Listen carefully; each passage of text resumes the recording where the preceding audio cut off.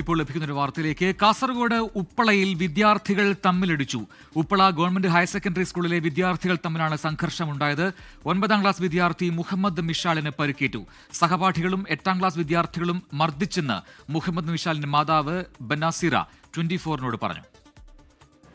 School വിട്ടിട്ട് വരുമ്പോൾ പിള്ളേർ 11 പിള്ളേർ കൂടിയിട്ടാണ് അടിച്ചത്.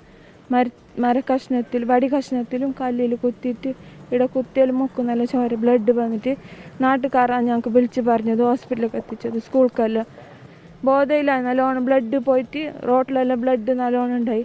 അവരെല്ലാം വെള്ളം കൊടുത്തിട്ടാണ് കുഞ്ഞിനെ ഹോസ്പിറ്റലിലേക്ക് എത്തിച്ചത്. കുട്ടിയോട് ദേഷ്യം ഉണ്ടായി. ഒരു കുഞ്ഞിനെ ഉന്തിട്ടിട്ട് പറഞ്ഞിട്ട് എന്നെ ടീച്ചർ വിളിച്ചിട്ട് ഞാൻ പോയിട്ട് പ്രശ്നമെല്ലാം തീർത്ത് പരാതി കൊടുത്തു. ഉപ്പ കൊടുത്തു.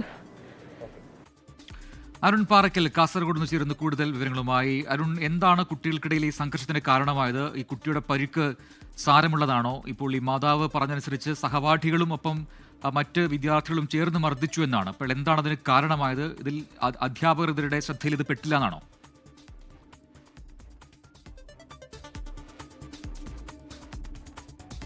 പ്രജിൻ, എങ്ങോട്ടാണ് നമ്മുടെ വിദ്യാർത്ഥികൾ പോകുന്നത് എന്നാണ് പ്രധാനമായും എല്ലാവരും ചോദിക്കുന്നത്. കാസർഗോഡ് ജില്ലയിൽ ഇതിപ്പോൾ 15-ലധികം ഇങ്ങനെ വിദ്യാർത്ഥി സംഘർഷങ്ങൾ, അതായത് ചെറിയ ക്ലാസ്സുകളിലെ വിദ്യാർത്ഥി സംഘർഷങ്ങൾ റിപ്പോർട്ട് ചെയ്ത് കഴിഞ്ഞു.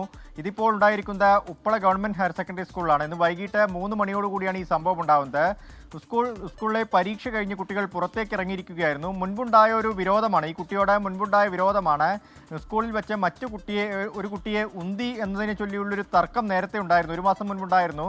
അധ്യാപകരും രക്ഷിതാക്കളും ഒക്കെ ഇടപെട്ട ആ തർക്കം പരിഹരിച്ചതാണ്. പക്ഷേ ഇന്ന് പരീക്ഷ കഴിഞ്ഞ് പുറത്തേക്ക് ഇറങ്ങിയ സമയത്ത് സ്കൂൾ കോമ്പൗണ്ടിന് പുറത്ത് വെച്ചാണ് ഈ മർദ്ദനം ഉണ്ടാകുന്നത്. അത് പട്ടിക കഷ്ണവും കല്ലുമൊക്കെ ഉപയോഗിച്ച് മർദ്ദിച്ചു എന്നാണ് പറയുന്നത്. കുട്ടിയുടെ മൂക്കിൽ നിന്നൊക്കെ ചോര വന്നിട്ടുണ്ട്.